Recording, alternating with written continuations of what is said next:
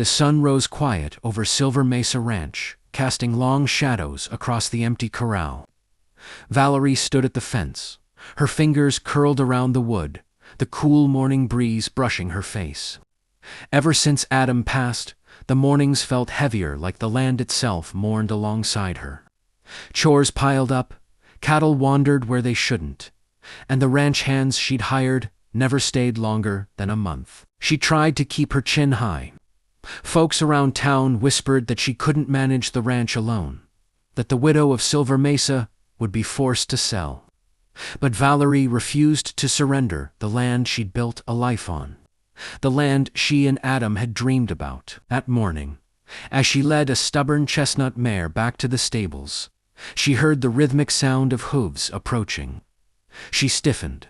Few rode in from the east trail. When she turned, she saw a tall, broad-shouldered man atop a bay stallion. Dust coated his boots, his hat pulled low, but she recognized him immediately. Clyde Foster, Adam's old friend. A man who'd worked this ranch years ago. A man who vanished without a word. "Valerie," he said, tipping his hat with a familiar softness. "Heard you could use a hand?" Her breath caught not from fear, but from the rush of memories. Clyde had always been quiet, always respectful. Yet Adam used to joke that Clyde watched over Valerie like a guard dog. "I'm not hiring," she answered quickly. "Didn't come to ask for a job." He slid off his horse. "Came because Adam would have wanted me to." A lump formed in her throat. She hated when people used her husband's memory like a tool. But Clyde wasn't like the others.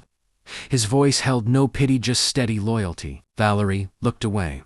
"The ranch is fine." She eyed the broken fence, the wandering cattle, the exhausted slump in her shoulders. "Doesn't look fine." She clenched her jaw. "I don't need saving." "Didn't say you did." He stepped back, giving her space. "But I'm here, whether you want the help or not." Valerie didn't answer. But as she walked away, she felt for the first time in months tiny spark of relief in her chest. The next morning, Valerie walked outside to find Clyde already fixing the broken south fence. He'd started before sunrise, sweat darkening the back of his shirt. She opened her mouth to scold him for intruding, but stopped when she saw the precision of his work. "Didn't ask you to do that," she said finally. He wiped his brow.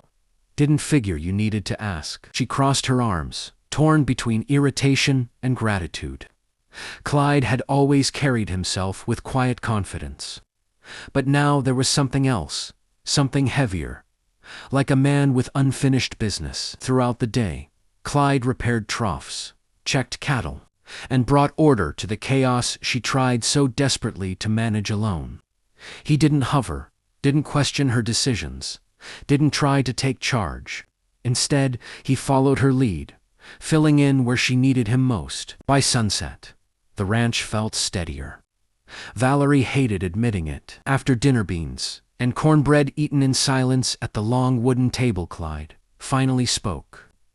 "Adam talked about you nonstop, the last year I knew him." Her heart clenched.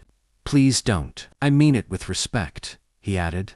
"He was proud of you, of this ranch. Said you were stronger than any cowboy he'd ever known." Valerie swallowed hard. Praise used to feel good. Now it felt like a knife twisting inside her. Clyde caught the change in her expression and leaned back. "Sorry." "It's fine," she whispered.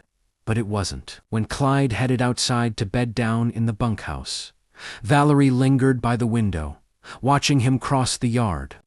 His shoulders seemed weighed down by more than travel. She wondered what pulled him back here after so many years and why he left in the first place. As night settled over Silver Mesa, the loneliness that usually kept her awake felt quieter.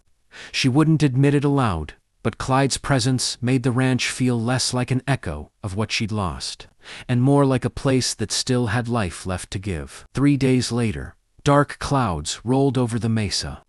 The wind picked up, carrying the scent of rain and danger. Valerie rushed to secure the livestock, while Clyde saddled up without hesitation. "We'll lose the herd if they scatter," she shouted over the rising wind. "Not on my watch," Clyde replied. Together, they rode into the storm. Thunder cracked above, Lightning flashed against the horizon, and the cattle panicked. Valerie and Clyde split up, circling around the herd and driving them back toward the shelter of the canyon wall. Her horse stumbled on uneven ground, and Valerie slipped, nearly falling. Clyde was there in seconds, grabbing her reins and steadying her. "You all right?" he asked, his voice low, concerned. "Keep going," she insisted, though her heart raced. Hours later, drenched and exhausted, they finally got the cattle secured. Rain poured down relentlessly, forcing them to take shelter in an abandoned line shack deep in the canyon. Inside, they lit a small lamp. The warm glow softened the storm's roar. Valerie peeled off her soaked jacket, her hair clinging to her face.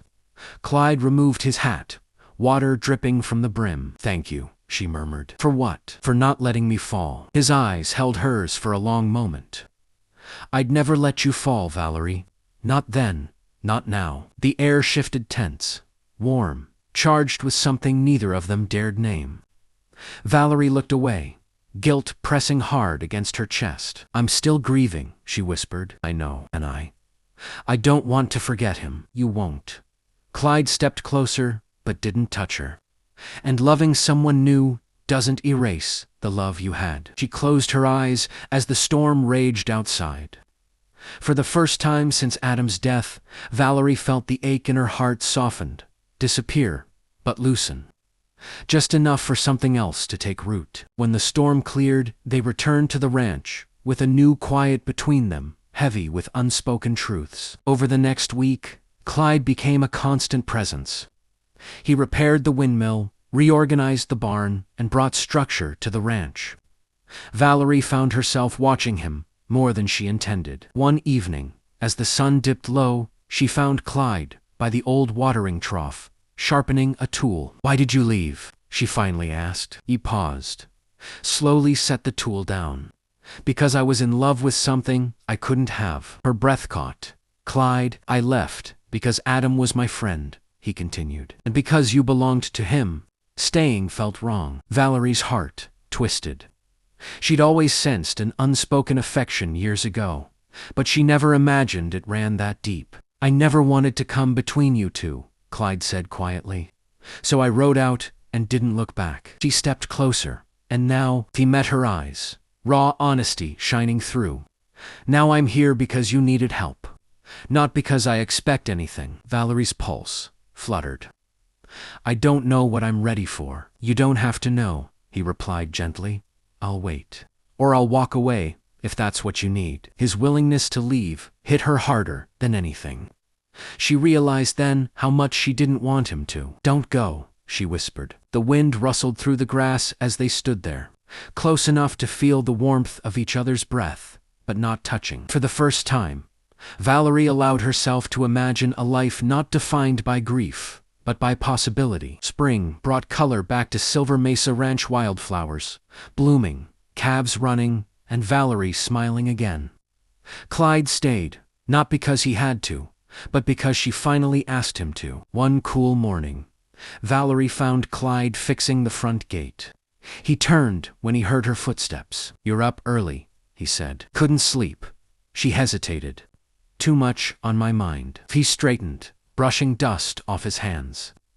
"Good thoughts or bad?" "New ones," she said softly. Clyde's expression warmed, like he understood exactly what she meant. She stepped closer, her heartbeat steady, for the first time in months. "Clyde, I don't think Adam would want me to be alone forever." "No," Clyde agreed. "He wouldn't. And I don't want to be alone anymore." He hesitated, searching her face. "Valerie, are you sure?" She nodded. "I'm ready. Not to forget, just to begin again." Clyde reached for her hand with a gentleness that made her breath hitch. His rough palm enveloped hers, grounding her. "You don't have to rush," he murmured. "I'm not rushing," she said. "I'm choosing." The sunrise painted the mesa gold as Valerie leaned into him, their foreheads touching, a promise unspoken but understood. Life would never be perfect. She would always carry Adam's memory, but love wasn't a betrayal, it was a continuation, a new chapter. As Clyde wrapped a steady arm around her, she felt the ranch her home shift from a place of sorrow to a place of hope. Together, they walked toward the corral, ready to face whatever came next.